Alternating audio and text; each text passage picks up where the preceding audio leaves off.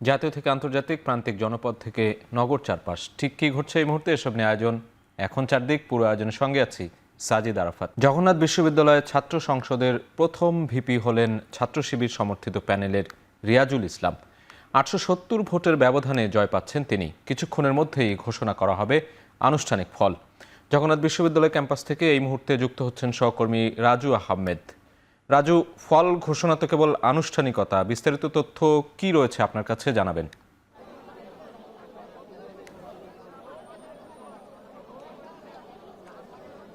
সাজিদ, কিছুক্ষণ আগেই মূলত যে বিষয়টা আপনি বলছিলেন যে সব কেন্দ্রে যেহেতু ফলাফল ঘোষণা করা হয়েছে, সেই সমীকরণকে মিলিয়েই, সেই সংখ্যাগুলোকে মিলিয়ে কিন্তু ইতিমধ্যেই ভিপি নির্বাচনের যে অনানুষ্ঠানিক প্রক্রিয়া সেটি শিক্ষার্থীরা ইতিমধ্যেই সম্পন্ন করেছেন। কিছুক্ষণ আগে এখানে বেশ কয়েকটি স্লোগান হয়েছে যেখানে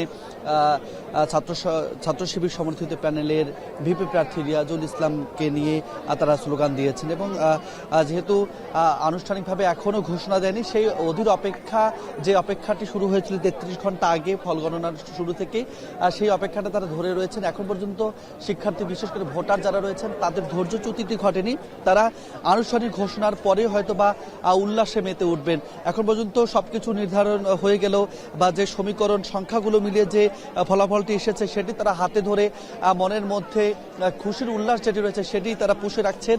কিছুক্ষণ পর যখন আনুষ্ঠানিক যে ঘোষণাটি আসবে, সেই ঘোষণার পরেই হয়তো বা এই যে জমায়েতটি আপনি দেখছেন, সেই জমায়েতের উল্লাসটা হয়তো বা ফেটে পড়বে। সেই অপেক্ষাটি মূলত তারা করছেন। তবে আনুষ্ঠানিক ঘোষণা যেহেতু এখন পর্যন্ত আসেনি, সেই জায়গায় কিন্তু শিক্ষার্থীরা অপেক্ষা করছেন। সেই সঙ্গে একটু জানিয়ে রাখতে চাই যে বিভিন্ন সময় নানা সংগ্রাম আন্দোলনের পর কয়েকটি তারিখ পরিবর্তনের পর কিন্তু গতকাল ৬ জানুয়ারি এই যোগসু নির্বাচন অনুষ্ঠিত হয়। বিকেল ৩:৩০ নাগাদ ভোট গ্রহণ শেষ হয় গতকাল এবং তারপর ব্যালট বাক্সগুলো কেন্দ্রীয় নিয়ন্ত্রণ কক্ষে নিয়ে আসা হয়। ৬টা নাগাদ এই যোগসু নির্বাচনের ভোট গণনা কার্যক্রম শুরু হলো। কিছুক্ষণ পরেই মূলত থেমে যায় নির্বাচন কমিশন। যান্ত্রিক ত্রুটি দেখা দেয়। যে প্রক্রিয়া বা যে প্রযুক্তি ব্যবহার করে এই যোগসু নির্বাচনের ফলাফল ঘোষণা করা হবে, সেই মেশিনে মূলত যান্ত্রিক ত্রুটি দেখা দেয়। তারপর দীর্ঘ সময় ধরে সেই সমস্যাটি সমাধান করার চেষ্টা করে। অর্থাৎ নাটকের দৃশ্যের পরিবর্তনের মতোই কিন্তু এই যোগসু নির্বাচনের ঘটনার প্রবাহগুলো ঘটেছে। তারপর আমরা দেখেছি যে গতকাল রাতে দীর্ঘ সময় নির্বাচন কমিশন এবং ভিপি এবং জিএস প্রার্থীদের সঙ্গে আলোচনা হয়েছে এবং তারপর একটি সিদ্ধান্ত উপনীত হয়। যে সিদ্ধান্তের পরে মূলত ম্যানুয়ালি এবং মেশিনের মাধ্যমেই যোগসু নির্বাচনের ফলাফল ঘোষণার প্রক্রিয়া শুরু হয়। প্রথমে একটি কেন্দ্রের ফলাফল ঘোষণার পর তারপরে দ্রুততার সঙ্গে কিন্তু ফলাফল ঘোষণা হয় এবং কিছুক্ষণ আগেই ৩৮টি কেন্দ্রের ফলাফল ঘোষণা করা হয়েছে এবং হল সংসদের যে ফলাফলটি রয়েছে সেটি চূড়ান্ত ফলাফল ঘোষণার সময় ঘোষণা করা হবে। কিছুক্ষণের মধ্যে হয়তো বা এই এলাকাটি উল্লাসে মেতে উঠতে পারে এবং অন্যান্য ছাত্র সংসদ নির্বাচনের মতোই জগন্নাথ বিশ্ববিদ্যালয়েও শিবিরের যে জয় জয়কার সেটি হয়তো বা হতে পারে। আমরা সেই অপেক্ষাই করছি। সাজিদ, এই ছিল আমার কাছে এখন পর্যন্ত সর্বশেষ। জগন্নাথ বিশ্ববিদ্যালয় থেকে যুক্ত ছিলেন সহকর্মী রাজু আহমেদ। রাজধানীর পান্থপথ এলাকায় পেছন থেকে দুর্বৃত্তের গুলিতে নিহত হয়েছেন জাতীয়তাবাদী স্বেচ্ছাসেবক দলের নেতা আজিজুর রহমান মুসাব্বির। এই ঘটনায় আনোয়ার হোসেন নামে আরও একজন গুলিবিদ্ধ হয়েছেন। এ তথ্য নিশ্চিত করেছেন ডিএমপির তেজগাঁও বিভাগের অতিরিক্ত পুলিশ কমিশনার ফজলুল করিম। মুসাব্বিরকে লক্ষ্য করে 5টি গুলি ছোড়ে দুর্বৃত্তরা, যা তার পেটেও আঘাত এনেছে। তাকে উদ্ধার করে প্রথমে পান্থপথের বিআরবি হাসপাতালে নেওয়া হয়। অবস্থার অবনতি হওয়ায় পরে ঢাকা মেডিকেল কলেজ হাসপাতালে নেওয়া হয়। সেখানেই তাকে মৃত ঘোষণা করেন চিকিৎসক।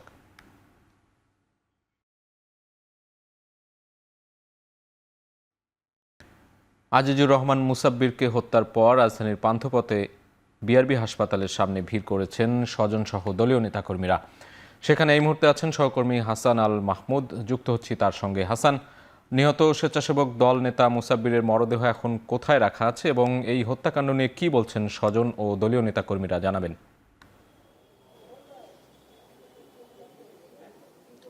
সাজিদ, ধন্যবাদ আপনাকে। আমরা কিছুক্ষণ আগে বিআরবি হাসপাতালের সামনে ছিলাম, সেখান থেকে তার মরদেহটি এই মুহূর্তে ঢাকা মেডিকেল কলেজ নিয়ে যাওয়া হয়েছে বলে আমরা জানতে পেরেছি এবং সেখানে হয়তো সুরতাল রিপোর্ট করা হবে। এরপরেই আনুষঙ্গিক যে প্রক্রিয়া, সেগুলো আইনি প্রক্রিয়া সম্পন্ন করা হবে। এই মুহূর্তে আমরা আছি রাজধানীর তেজতুরি বাজার, যেখানে কারণ বাজারের সামনে যেখানে গুলিবিদ্ধ হয়েছিলেন সেই স্বেচ্ছাসেবক দলের সাবেক সাধারণ সম্পাদক। তাকে কিন্তু এখানেই গুলিবিদ্ধ করা হয়েছিল এবং 5 রাউন্ড গুলি করা হয়েছিল বলে এখানকার আমরা কয়েকজন প্রত্যক্ষদর্শীর সঙ্গে কথা বলেছি, যদিও তারা অনিয়ারে এই মুহূর্তে কথা বলতে রাজি হয়নি। তবে আমরা দেখতে পাচ্ছি যে পুরো এলাকায় কিন্তু কিছুক্ষণ আগে দেখেছি সেখানে সেনাবাহিনীর সদস্যরা এসেছেন আইনশৃঙ্খলা নিয়ন্ত্রণের জন্য এবং এই মুহূর্তে ডিবি এবং সিসিটি অন্যান্য যে গোয়েন্দা সংস্থার লোকজন তারা কিন্তু এখানে তদন্ত কার্যক্রমের সাথে যুক্ত হচ্ছেন এবং পুলিশের বেশ কয়েকটি বাহিনী আমরা ইতিমধ্যে এখানে দেখতে পাচ্ছি আশেপাশে। তারা পুরো এলাকায় সিসিটিভিতে পুরো এলাকার নিয়ন্ত্রণ করছেন এবং আমরা দেখতে পাচ্ছি যে এই এলাকাটিতেই কিন্তু গুলিবিদ্ধ হয়েছেন এবং বিভিন্ন নেতাকর্মীরা কিন্তু আমরা দেখতে পাচ্ছি যে কিছুক্ষণ পর পর আসছেন এবং গুলিবিদ্ধের জায়গা থেকে কিন্তু দেখছেন যে আসলে কোন জায়গাটায় তাদের নেতা গুলিবিদ্ধ হয়েছেন, সেই জায়গাটা কিন্তু দেখছেন। এবং আমরা জানি যে যিনি গুলিবিদ্ধ হয়েছেন তিনি কিন্তু স্বেচ্ছাসেবক দলের সাধারণ সম্পাদক ছিলেন এবং তিনি এই এলাকার কাউন্সিলর পদপ্রার্থী ছিলেন। এর আগেও কিন্তু ঢাকা উত্তর সিটি কর্পোরেশনের 26 নম্বর ওয়ার্ডের সেই ওয়ার্ডে কিন্তু তিনি নির্বাচন করেছিলেন, যদিও তিনি জয়লাভ করতে পারেননি। এবং এর আগে নানাভাবে কিন্তু তিনি ফ্যাসিবাদ বিরোধী আন্দোলন, বিএনপির যে কোনো আন্দোলন সংগ্রামে তিনি ছিলেন, ফলে তার যে শত্রু বেড়ে যেতে পারে এমনটাই কিন্তু বিভিন্নভাবে ধারণা করা হচ্ছিল। এই নেতাকর্মীরা ধারণা করছেন যে সেখান থেকে আসলে তার শত্রুতার শুরু হতে পারে এবং সেই কারণেই হত্যাকাণ্ডটি ঘটতে পারে, এমনটাই কিন্তু বিভিন্ন নেতাকর্মী যারা আসছিলেন তারা বলছেন। তো এই ছিল আমার কাছে এখান থেকে সবশেষ পরিস্থিতি। আর সাজিদ, পান্থপথ থেকে সরাসরি যুক্ত ছিলেন সহকর্মী হাসান আল মাহমুদ। বেগম খালেদা জিয়ার মৃত্যুতে 7 দিনের দলীয় শোক শেষে সাংগঠনিক ও নির্বাচনী কার্যক্রম শুরু করেছে বিএনপি। বুধবার সকাল 11টায় দলের চেয়ারপারসনের রাজনৈতিক কার্যালয়ে ঢাকার 17 আসনের নেতাকর্মীদের সঙ্গে বৈঠক করেন ভারপ্রাপ্ত চেয়ারম্যান তারেক রহমান। দুপুরে তার সঙ্গে সাক্ষাৎ করেন গণ অধিকার পরিষদের সভাপতি নুরুল হক নূর। এরপরই তারেক রহমানের সাথে সাক্ষাৎ করেন ঝিনাইদহ 4 আসনে বিএনপি মনোনীত প্রার্থী রাশেদ খান। এদিন দলের মহাসচিব মির্জা ফখরুল ইসলাম আলমগীরের উপস্থিতিতে বিএনপিতে যোগ দেন এনসিপির যুগ্ম আহ্বায়ক মীর আরশাদুল হক। এদিকে বিএনপির ভারপ্রাপ্ত চেয়ারম্যান তারেক রহমানের আগামী 11 থেকে 14 জানুয়ারি 4 দিনের উত্তরাঞ্চল সফরের কর্মসূচি প্রকাশ করেছে বিএনপি। এ সময়ের মধ্যে টাঙ্গাইল, সিরাজগঞ্জ, বগুড়া, রংপুর, দিনাজপুর, ঠাকুরগাঁও, পঞ্চগড়, নীলফামারী ও লালমনিরহাট সফর করবেন তিনি। অতীতে যেভাবে আপনার নেতৃত্বে আমরা লড়াই করেছি, ভবিষ্যতেও আপনার সাথে থেকে বিএনপিকে ক্ষমতায় আনা এবং রাষ্ট্র পুনর্গঠনে কাজ করে যাবো ইনশাআল্লাহ। 17 বছর তারা নির্বাচনে ভোটে অংশ নিতে পারে নাই, কিন্তু বহিষ্কার করলে তো অনেকে আরো ডিসপারেট হয়ে যাবে বা বহিষ্কার করলে তো দলের নিয়ন্ত্রণের বাইরে চলে যায়। সেই জায়গা থেকে আমরা আমাদের জায়গাতে পরামর্শ দিয়েছি যে বহিষ্কার না করে বরঞ্চ বা যাদেরকে করা হয়েছে তাদেরকে ডেকে যদি কথা বলে সেটা পার্টির জন্য ভালো এবং মিত্র সংগঠন হিসেবে আমাদের জন্য ভালো।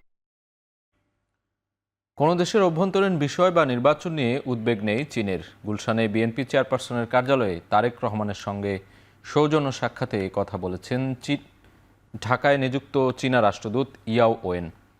বৈঠকের শুরুতেই দলের ভারপ্রাপ্ত চেয়ারম্যান তারেক রহমানকে ফুল দিয়ে শুভেচ্ছা জানান চীনের রাষ্ট্রদূত। বৈঠকে দুদেশের ব্যবসা বাণিজ্য এবং আসন্ন নির্বাচনের বিষয়ে আলোচনা হয়েছে বলে জানান বিএনপির যুগ্ম মহাসচিব হুমায়ুন কবির। পারস্পরিক সম্পর্ক উন্নয়নের বিষয়েও আলোচনা হয়েছে বলে জানান তিনি। নির্বাচন চায়নার পজিশন, তারা ইন্টারনাল একটা দেশের ইন্টারনাল নির্বাচন নিয়ে তাদের মানে they don't express any views. এটা it's internal matter for the people of Bangladesh. দ্রুত চায় কিনা, একটা গণতান্ত্রিক সরকার তারা চায় কিনা? হ্যাঁ, they are ready to work with the next elected government of Bangladesh. দেশের রাজনীতি, অর্থনীতি সহ সব ক্ষেত্রে গণতন্ত্র ফিরিয়ে আনতে অঙ্গীকার রয়েছে বিএনপির। বুধবার সকালে জাতীয় প্রেস ক্লাবে বেগম খালেদা জিয়ার রুহের মাগফেরাত কামনায় দোয়া অনুষ্ঠানে কথা বলেন দলের স্থায়ী কমিটির সদস্য আমির খসরু মাহমুদ চৌধুরী।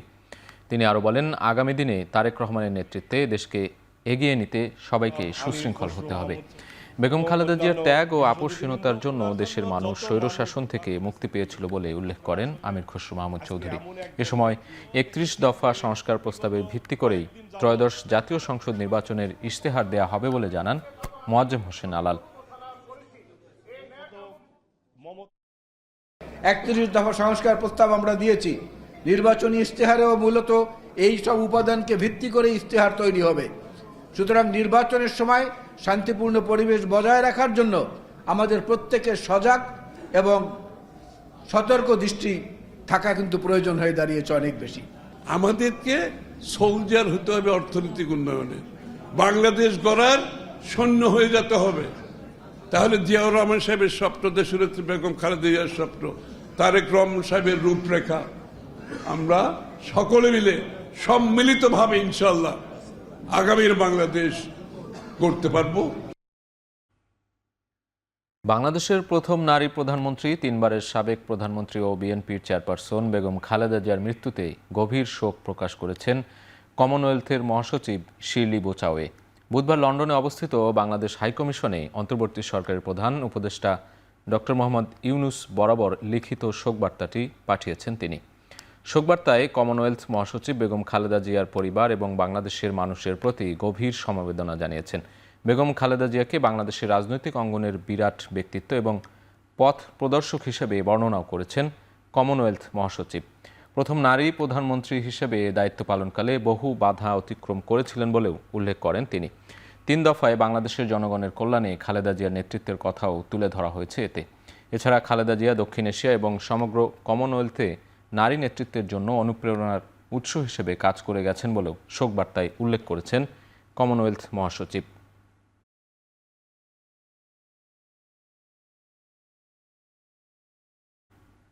নির্বাচন কমিশন প্রার্থিতা বাছাইয়ে বৈষম্য করেছে বলে অভিযোগ করেছেন জামায়াতের নায়েবে আমির ডাক্তার আব্দুল্লাহ মোহাম্মদ তাহের। সিএসির সাথে বৈঠক শেষে তিনি আরও বলেন, কাউকে বাড়তি নিরাপত্তা দেয়া নিরপেক্ষতার পরিপন্থী। তারেক সাহেবের সাথে আমাদের কোনো ফর্মাল বৈঠক হয় নাই। ম্যাডামের মৃত্যুর পরে ওনাকে আমরা শোক জানাতে গিয়েছিলাম, মানে আমাদের প্রধান শোক গিয়েছিল, আমারও যাওয়ার কথা ছিল কিন্তু আমার শরীরটা ভালো ছিল না, এবং সেখানে সৌজন্য সাক্ষাৎ হয়েছে, আলোচনা হচ্ছে। বাইদি ভাই আমরা যেটা বলেছি, আমির যেটা বলেছেন সেটা হচ্ছে নির্বাচনের পরেও রায় যেই হোক আমরা সবাই একে অন্যকে মেনে নেব, রায়কে যদি সুষ্ঠু নির্বাচন হয়। দৃষ্টি আকর্ষণ করেছি, ওনারা গুড হিয়ারিং দিয়েছেন, আশ্বাস দিয়েছেন। আমরা বলেছি আশ্বাস নট এনাফ, ভালো কথা নট এনাফ, সব আমরা করব, this is not enough, action দেখতে চাই। আপনাদেরকে মাঠের প্রমাণ করতে হবে যে what exactly you are doing. এদিকে রাজধানীর বসুন্ধরা কার্যালয়ে জামায়াত আমির ডাক্তার শফিকুর রহমানের সঙ্গে ইউরোপীয় ইউনিয়ন প্রতিনিধিদের সৌজন্য সাক্ষাৎ শেষে দলের নায়েবে আমির ডাক্তার আব্দুল্লাহ তাহের বলেন, এনসিপিকে 10টি আসন দেওয়ার খবর সত্য নয়। তিনি আরও বলেন, প্রশাসন একটি দলের দিকে ঝুঁকে পড়েছে। জাতীয় নির্বাচন সুষ্ঠু হবে কিনা তা নিয়ে সন্দেহ প্রকাশ করেন জামায়াতের নায়েবে আমির। জানান, 11 দলীয় জোটের নির্বাচনী আসন সমঝোতার চূড়ান্ত ঘোষণা শিগগিরই দেয়া হবে। এবারে নির্বাচনে ইইউ প্রতিনিধিরা সর্বোচ্চ সংখ্যক পর্যবেক্ষক পাঠাবে বলেও জানান ডাক্তার আব্দুল্লাহ তাহের।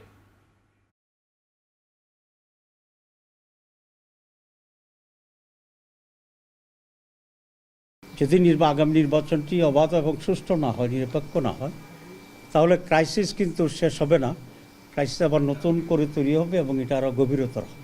1-2 সপ্তাহ ধরে বাংলাদেশে সরকার এবং আমাদের ল এনফোর্সিং অথরিটি যারা আছে, ইনক্লুডিং সেনাবাহিনী, যেভাবে একটি বিশেষ দলের প্রতি ঝুঁকে পড়েছে এবং প্রশাসন যেভাবে একটা দলের আনুগত্য দেখাচ্ছে, এতেই আশঙ্কা তৈরি হয়েছে যে আগামী নির্বাচনটি কি আবার পাতানো নির্বাচন হবে কিনা। এনসিপির দক্ষিণাঞ্চলের মুখ্য সংগঠক হাসনাত আব্দুল্লাহ বলেছেন, পুলিশ কিংবা প্রশাসনের কাজ ব্যালটে সিল দিয়ে সরকার প্রতিষ্ঠা করা নয়। প্রশাসনের কাজ হচ্ছে জনগণ যাতে নির্ভয়ে নিজের ভোটটা দিতে পারেন।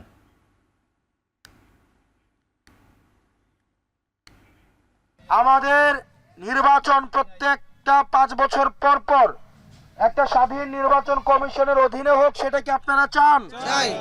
আপনারা কি চান পুলিশ জনগণের হোক, সেটা কি আপনারা চান? আপনারা কি চান বাংলাদেশটা দুর্নীতি মুক্ত হন? সেটা কি চান? তাহলে গণভোটের যে প্রশ্নের উত্তরটা পরীক্ষায় আসবে, নির্বাচনে আসবে, হ্যাঁ অথবা না, সেখানে টিকমার্ক দিতে হবে। আপনারা কোনটায় টিকমার্ক দিবেন? পঞ্চগড়ে এনসিপি নেতাকর্মীদের বাড়ি বাড়ি গিয়ে বিএনপি নেতাকর্মীরা হুমকি দিচ্ছেন বলে অভিযোগ করেছেন এনসিপির উত্তরাঞ্চলের মুখ্য সংগঠক সার্জিস আলম।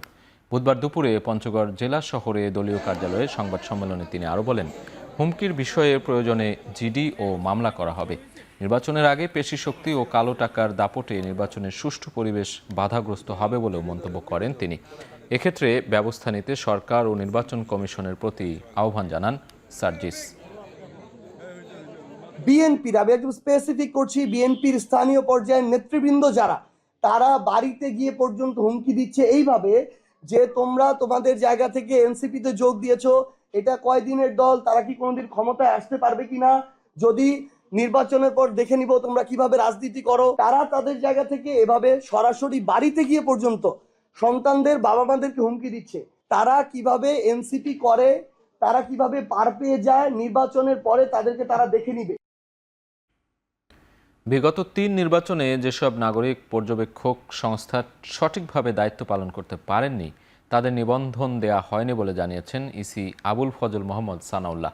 জানান, ত্রয়োদশ জাতীয় সংসদ নির্বাচনে পর্যবেক্ষণের জন্য 81টি সংস্থা নিবন্ধন পেয়েছে। বুধবার সকালে নাগরিক পর্যবেক্ষণ প্রক্রিয়া শক্তিশালী করতে নতুন প্রকল্পের উদ্বোধন করা হয়। এ সময় ইসি সানাউল্লাহ বলেন, নাগরিক পর্যবেক্ষকদের সব ধরনের সহযোগিতা দেয়া হবে। পর্যবেক্ষকদের বয়সসীমা 21 বছর করা হয়েছে বলেও জানান তিনি।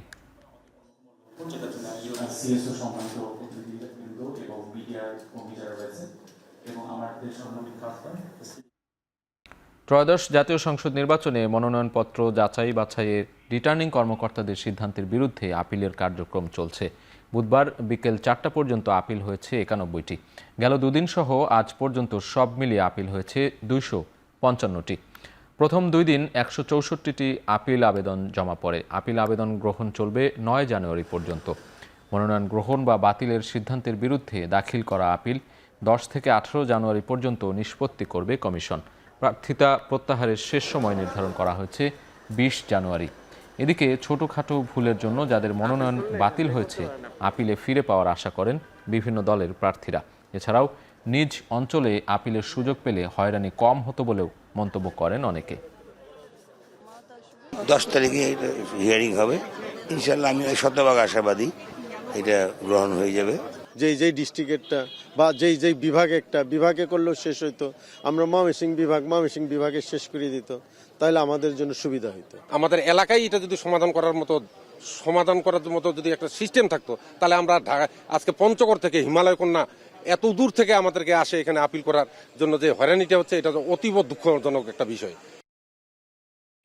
সিলেটের বিভিন্ন আসনের মনোনয়নপত্র যাচাই বাছাইকে কেন্দ্র করে সোশ্যাল মিডিয়ায় অপপ্রচার চালানো হচ্ছে বলে অভিযোগ করেছেন সিলেটের জেলা প্রশাসক ও রিটার্নিং কর্মকর্তা মোহাম্মদ সারওয়ার আলম। সন্ধ্যায় জেলা প্রশাসকের কার্যালয়ে এক সংবাদ সম্মেলনে তিনি এই অভিযোগ করেন তিনি। এ সময় নির্বাচনকে কেন্দ্র করে অপপ্রচার, মিথ্যা ও গুজব ঠেকাতে সকলের সহযোগিতা চান তিনি। মানুষের সামনে আমাদের ইমেজ খারাপ করবেন না, এবং মানুষের সামনে সরকার ও প্রশাসন সম্পর্কে কোনো ভুল তথ্য উপস্থাপন করবে না, এইটা মনে থাকবে। আর এই ফেক নিউজ যদি তারা ছড়ায়, তাদের বিরুদ্ধে আপনার আসলে একটা সামাজিকভাবে সচেতনতা থাকবে। এই ধরনের ফেক নিউজ তারা ছড়ায়, তাদের বিরুদ্ধে অপরাধ ব্যবস্থা নেবে। আমরা দেখছি কি আইন ব্যবস্থা নেওয়া। জাতীয় পার্টি সহ কয়েকটি দলকে নির্বাচন থেকে বিরত রাখতে চেয়ে করা রিটের শুনানি 11 জানুয়ারি পর্যন্ত মুলতবি করেছে হাইকোর্ট। বুধবার হাইকোর্টের একটি দ্বৈত বেঞ্চে শুনানিতে 10 জানুয়ারি পর্যন্ত প্রার্থিতা বাতিল হওয়া কেউ আপিল করেছে কিনা সে তথ্য চাওয়া হয়। একই সাথে প্রার্থিতা কেউ ফিরে পেয়েছে কিনা তাও রাষ্ট্রপক্ষকে জানাতে বলেন হাইকোর্ট। পরে 11 জানুয়ারি পর্যন্ত শুনানি মুলতবি করা হয়। এর আগে ত্রয়োদশ জাতীয় সংসদ নির্বাচনে জাতীয় পার্টি সহ কয়েকটি দলের প্রার্থীদের নির্বাচনে অংশগ্রহণ থেকে বিরত রাখার নির্দেশনা চেয়ে রিট করা হয়।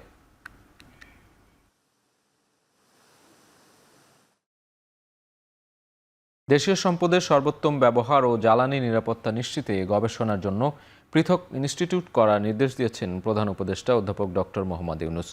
দুপুরে রাষ্ট্রীয় অতিথি ভবন যমুনায় সংক্রান্ত সভায় প্রধান উপদেষ্টার কাছে জ্বালানি ও বিদ্যুৎ খাত পরিকল্পনা উপস্থাপন করে মন্ত্রণালয়।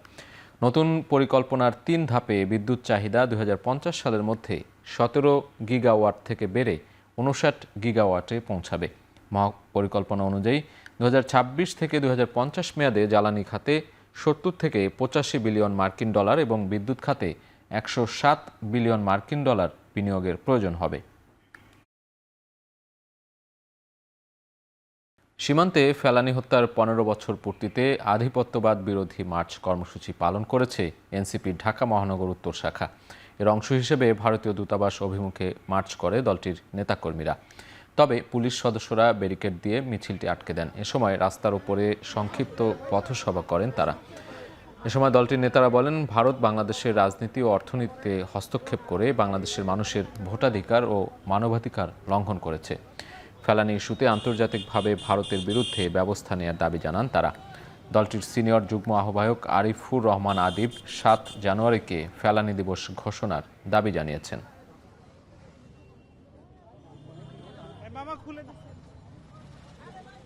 আন্তর্জাতিক আদালতের আবেদন করে বাংলাদেশের রাজনীতিতে, অভ্যন্তরীণ রাজনীতিতে গত ১৬ বছর ধরে যেভাবে নগ্ন হস্তক্ষেপ করেছে ভারত, সেই বিষয়ে আন্তর্জাতিকভাবে ব্যবস্থা নিতে হবে এই সরকারকে।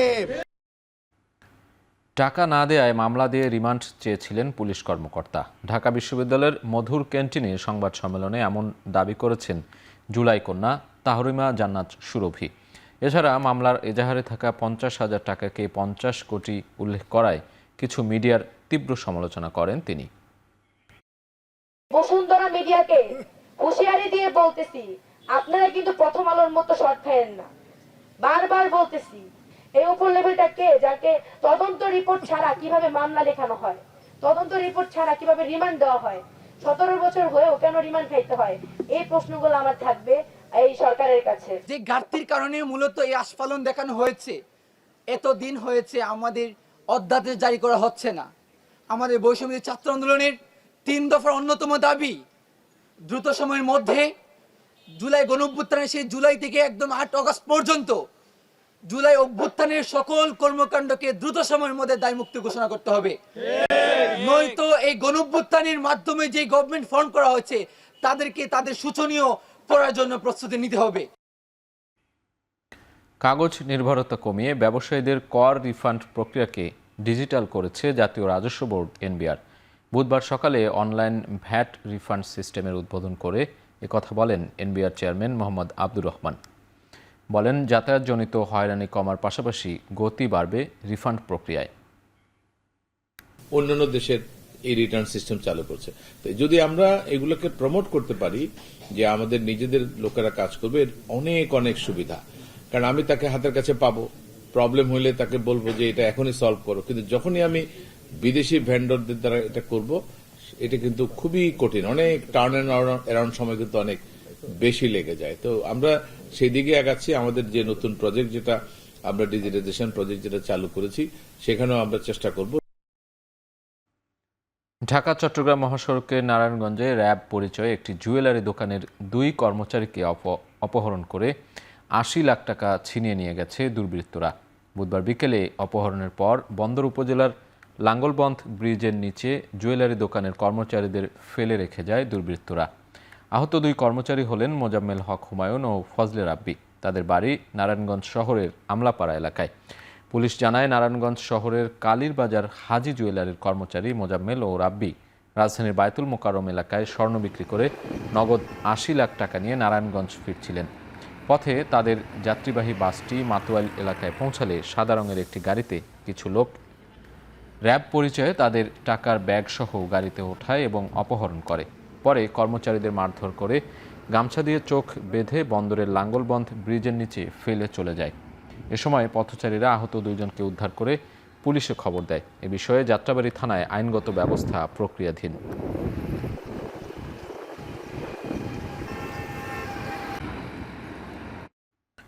ঢাকার আশুলিয়ায় অভিযান পরিচালনা করে 5 শতাধিক অবৈধ আবাসিক সংযোগ বিচ্ছিন্ন করেছে Titas gas transmission and distribution company limited. সকাল 9টা থেকে বিকেল পর্যন্ত আশুলিয়ার ধনাইয়ের ইউসুফ মার্কেট এলাকায় এই অভিযান পরিচালনা করেন তিতাস গ্যাস ট্রান্সমিশন অ্যান্ড ডিস্ট্রিবিউশনের আশুলিয়া জোনাল অফিসের ব্যবস্থাপক প্রকৌশলী আবু সালে মোহাম্মদ খাদেম উদ্দিন। এ সময় নিম্নমানের পাইপ, রাইজার ও চুলা জব্দ করা হয়। তিতাস কর্মকর্তা, কারিগরি টিমের সদস্য ও পুলিশের একটি দল অভিযানে অংশ নেয়। এ ধরনের অভিযান অব্যাহত থাকবে বলে জানায় কর্তৃপক্ষ।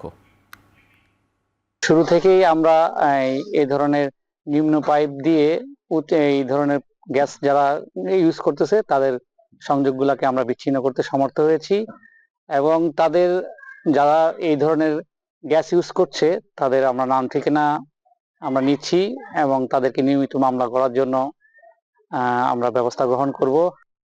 শ্রমিকের অধিকার ও সুরক্ষার মাধ্যমে সামাজিক ন্যায় বিচার নিশ্চিতে লক্ষ্যে শ্রমিক ইশতেহার প্রণয়ন করেছে শ্রমিক অধিকার জাতীয় অ্যাডভোকেসি অ্যালায়েন্স।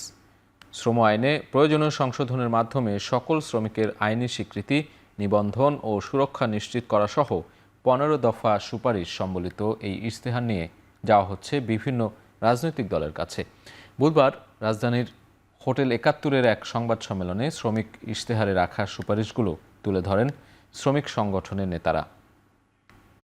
আমরা এটুকু মনে করি যে ইশতেহারে যেসব সমস্যার কথা উল্লেখ করা হয়েছে, সমাধানের যে দিক নির্দেশনা বা পথ নির্দেশ প্রস্তাব করা হয়েছে, এসব কার্যকর করা গেলে শ্রমজীবী মানুষের অধিকার, মর্যাদা এবং প্রয়োজন মোটামুটি পূরণ হবে। গত 25 বছরে নিপাহ ভাইরাসে আক্রান্তে 347 জনের মধ্যে 249 জনই মারা গেছেন, যা মোট মৃত্যুর 72%। যদিও গত 2 বছরে আক্রান্ত সবাই মারা গেছেন। দুপুরে আইইডিসিআরে নিপাহ ভাইরাসের বিস্তার ও ঝুঁকি বিষয়ে মতবিনিময় সভায় এই তথ্য তুলে ধরেন প্রতিষ্ঠানটির পরিচালক অধ্যাপক ডাক্তার তাহমিনা শিরিন। তিনি জানান, ফরিদপুর, রাজবাড়ী, নওগাঁ ও লালমনিরহাট জেলায় সংক্রমণ ও মৃত্যুহার সবচেয়ে বেশি। এখন শীত ছাড়াও বছরের অন্য সময়েও নিপাহ ভাইরাসে আক্রান্ত রোগী শনাক্ত হচ্ছে। নিপাহ ভাইরাসে আক্রান্ত রোগীকে বাঁচাতে কার্যকরী কোনো ওষুধ বা টিকা না থাকায় কাঁচা খেজুরের রস ও বাদুড়ে খাওয়া ফল তথা পাখির খাওয়া ফল না খেতে জোর অনুরোধ করে আইইডিসিআর। 25 ইয়ার্স জার্নি আমাদের আগেই বলেছি যে কনফার্ম কেস 347টা, তার মধ্যে ডেথ 249, 72%-এর মতো কেস ফ্যাটালিটি এবং last few years, at least 2 years আমরা দেখছি যে 100% ফ্যাটালিটি। 2025-এ এখানেও আমরা 4টা কেস পেয়েছি ফ্রম 4 ডিস্ট্রিক্টস এবং 100% ফ্যাটালিটি। কিন্তু এখানে একটা নতুন জিনিস যেটা আমরা পেয়েছি সেটা নন সিজন, মানে নিপাহ সিজন তো আমরা জানি যে ডিসেম্বর টু এপ্রিল, কিন্তু এই বছর আমি এটা আগস্টে। পৃথক সংস্কার কমিশন না থাকায় দেশের পরিবেশের সংকট মোকাবিলায় নীতিগত ও প্রাতিষ্ঠানিক শূন্যতা তৈরি হয়েছে বলে মনে করছে পরিবেশ বিষয়ক সংস্থা বাপা ও বেন। আগামী 9 ও 10 জানুয়ারি ঢাকায় পরিবেশ বিষয়ক সংস্কারের প্রয়োজনীয়তা ও করণীয় শীর্ষক সম্মেলনের আয়োজন করতে যাচ্ছে বাংলাদেশ পরিবেশ আন্দোলন বাপা ও বাংলাদেশ এনভায়রনমেন্টাল নেটওয়ার্ক বেন। আয়োজকরা জানান, সম্মেলনে নীতি সংস্কারের পাশাপাশি পরিবেশ সংশ্লিষ্ট প্রতিষ্ঠানগুলোর কাঠামোগত সংস্কারের উপর জোর দেওয়া হবে। বিভিন্ন বিষয়ে শতাধিক প্রবন্ধ ও বিশেষজ্ঞ আলোচনা অনুষ্ঠিত হবে। আগামী 12 ফেব্রুয়ারি নির্বাচনের আগে রাজনৈতিক দলগুলোর ইশতেহারে পরিবেশ ইস্যুকে গুরুত্ব দেওয়ার লক্ষ্যেই এই সম্মেলন।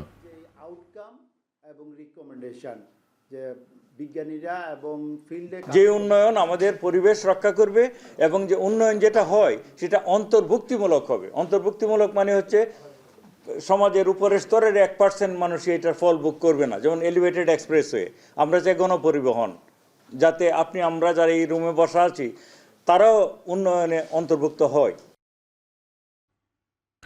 1989-90 শিক্ষাবর্ষের 41তম ব্যাচের বন্ধুদের অংশগ্রহণে দলগত শিল্পকর্ম প্রদর্শনী চলছে ঢাকা বিশ্ববিদ্যালয়ের চারুকলায়। বুধবার বিকেলে ঢাকা বিশ্ববিদ্যালয়ের জয়নুল গ্যালারির চারুকলায় এই প্রদর্শনীর উদ্বোধন করা হয়।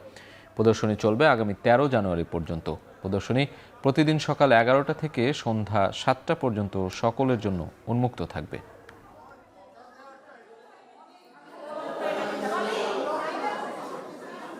এবার আন্তর্জাতিক প্রসঙ্গ। বেশ কয়েকদিন ধাওয়ার পর এবার আটলান্টিক মহাসাগর থেকে মারিনেরা নামে রুশ পতাকাবাহী একটি তেলের ট্যাঙ্কারও জব্দ করেছে যুক্তরাষ্ট্র। বুধবার বিষয়টি নিশ্চিত করেছে মার্কিন ইউরোপীয় কমান্ড। জাহাজটি 2024 সালে নিষিদ্ধ ঘোষিত বেলা 1 বলে দাবি করছে ওয়াশিংটন। আর নিষেধাজ্ঞা এড়াতে নাম পাল্টে মারিনেরা রাখা হয় এবং রুশ পতাকা টাঙিয়ে দেওয়া হয় বলেও দাবি মার্কিন কোস্টগার্ডের। গত মাসের শেষে ভেনেজুয়েলা সংলগ্ন আন্তর্জাতিক জলসীমায় মার্কিন কোস্টগার্ড জাহাজটিকে আটক করার চেষ্টা করলে সেটি পালিয়ে যেতে সক্ষম হয়েছিল। অবশেষে উত্তর আটলান্টিক মহাসাগর থেকে আটক করা হয়েছে। যুক্তরাষ্ট্রের আটক রুখে দিতে ট্যাঙ্কারটি পাহারায় নৌবাহিনী মোতায়েনের ঘোষণা দিয়েছিল রাশিয়া। এ অবস্থায় এবার ওয়াশিংটন মস্কো উত্তেজনা তুঙ্গে।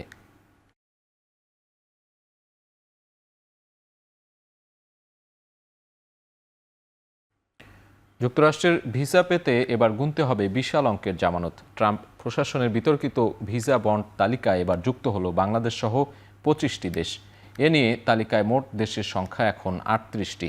এর ফলে ব্যবসা কিংবা ভ্রমণের উদ্দেশ্যে B1 ও B2 ভিসা পেতে সংশ্লিষ্ট দেশগুলোর নাগরিকদের সর্বোচ্চ 18 লাখ টাকা পর্যন্ত জামানত দিতে হবে।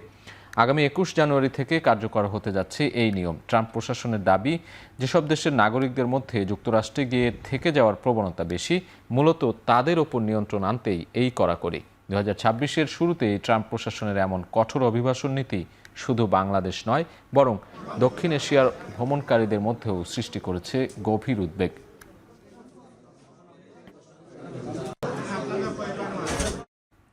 যুক্তরাষ্ট্রের কাছে 3 থেকে 5 কোটি ব্যারেল তেল হস্তান্তর করবে ভেনেজুয়েলার অন্তর্বর্তী সরকার। মঙ্গলবার এক এক্স বার্তায় ট্রাম্প দাবি করেন, বাজার মূল্যে বিক্রি হবে এই তেল এবং এর পুরো নিয়ন্ত্রণ থাকবে ওয়াশিংটনের কাছে।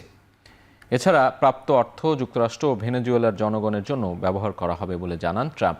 এদিকে কোনো বিদেশি শক্তি ভেনেজুয়েলার শাসনভার পরিচালনা করবে না বলে এক টেলিভিশন বার্তায় সাফ জানান ভেনেজুয়েলার অন্তর্বর্তী প্রেসিডেন্ট ডেলসি রদ্রিগেজ। জানান, কারাকাসের মানুষের ভাগ্য উন্নয়নের কাজ করবে সরকার। এছাড়া শনিবারের মার্কিন হামলায় নিহত সৈন্যদের স্মরণে 7 দিনের শোক ঘোষণা করেন রদ্রিগেজ। কারাকাসের স্থানীয় গণমাধ্যমগুলো জানায়, মার্কিন সামরিক অভিযানে ভেনেজুয়েলায় প্রাণ হারিয়েছেন অন্তত 57 জন। এদিকে চলমান পরিস্থিতিতে ভেনেজুয়েলার বাস্তুচ্যুত মানুষের জন্য মানবিক করিডর খোলার কথা ভাবছে প্রতিবেশী পেরু ও চিলি। ইথিওপিয়ার সেমেরা শহরে সড়ক দুর্ঘটনায় অন্তত 22 জন অভিবাসন প্রত্যাশী নিহত হয়েছেন। আহত হয়েছেন অন্তত 65 জন। স্থানীয় কর্তৃপক্ষ জানায়, দেশটির উত্তর আফার অঞ্চলের সেমেরায় মহাসড়কে ট্রাক উল্টে এই সড়ক দুর্ঘটনা ঘটে। ইস্টার্ন রুট নামে পরিচিত এই পথ দিয়ে অভিবাসীরা হর্নস অব আফ্রিকা ছেড়ে ধনী উপসাগরীয় দেশগুলোতে কাজের সন্ধানে যায়। হাজার হাজার আফ্রিকান অভিবাসী লোহিত সাগরের ওপারে এই পথ ধরে যান। বেশিরভাগই জিবুতি থেকে ইয়েমেনে শ্রমিক বা গৃহকর্মী হিসেবে কাজের সন্ধানে যান। আন্তর্জাতিক অভিবাসন দিবস ও জাতীয় প্রবাসী দিবস 2025 উপলক্ষে লেবাননের বাংলাদেশ দূতাবাসে ছিল নানা আয়োজন। এ উপলক্ষে লেবাননের দূতাবাসে প্রবাসীদের নিয়ে একটি প্রামাণ্যচিত্র প্রদর্শন করা হয়। লেবানন থেকে বৈধ পথে সর্বোচ্চ রেমিটেন্স পাঠানো প্রবাসী বাংলাদেশিদের সম্মাননা দেয়া হয়। প্রবাসীদের হাতে এই সম্মাননা তুলে দেন লেবাননে নিযুক্ত বাংলাদেশের রাষ্ট্রদূত মেজর জেনারেল মোহাম্মদ জুবায়ের সালেহিন। এ সময় তিনি প্রবাসীদের বৈধ পথে রেমিটেন্স পাঠানোর আহ্বান জানান। অনুষ্ঠানের শুরুতে বাংলাদেশের সাবেক প্রধানমন্ত্রী ও বিএনপির চেয়ারপারসন বেগম খালেদা জিয়ার মৃত্যুতে গভীর শোক প্রকাশ করা হয় এবং 1 মিনিট নীরবতা পালন করা হয়।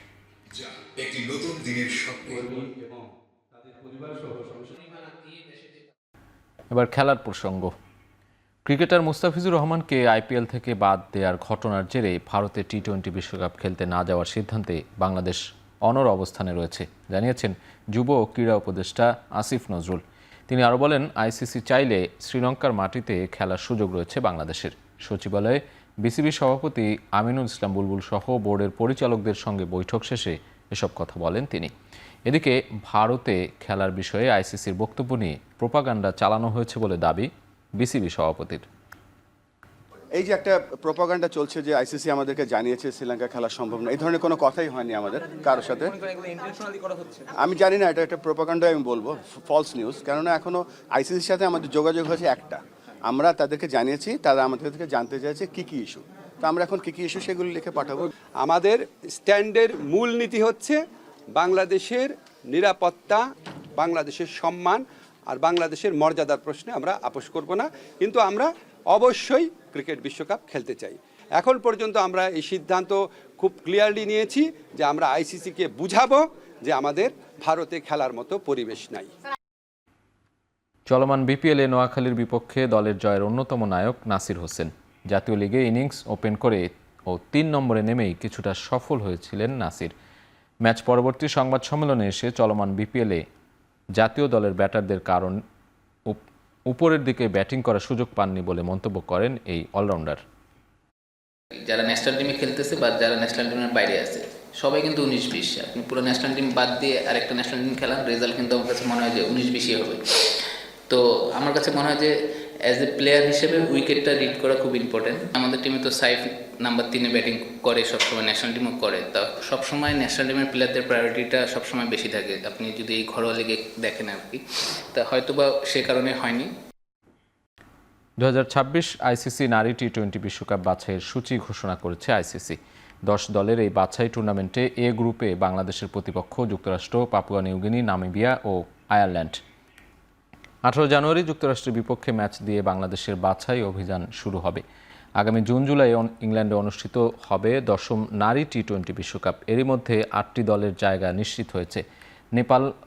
নেপালে হতে যাওয়া বাছাই টুর্নামেন্ট থেকে চূড়ান্ত হবে বাকি 4 দল। বি গ্রুপে স্বাগতিক নেপালের সঙ্গী নেদারল্যান্ডস, স্কটল্যান্ড, থাইল্যান্ড ও জিম্বাবুয়ে।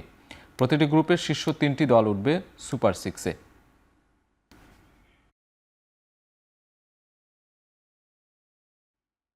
শেষ করছি এখন চারদিক। এখন টেলিভিশন ওয়েবসাইটে দেখতে ভিজিট করুন www.ekhon.tv। এছাড়া ফেসবুকে দেখতে ভিজিট করতে পারেন facebook.com/tv.ekhon। ইউটিউবে দেখতে ভিজিট করতে পারেন youtube.com/c/ekhon tv।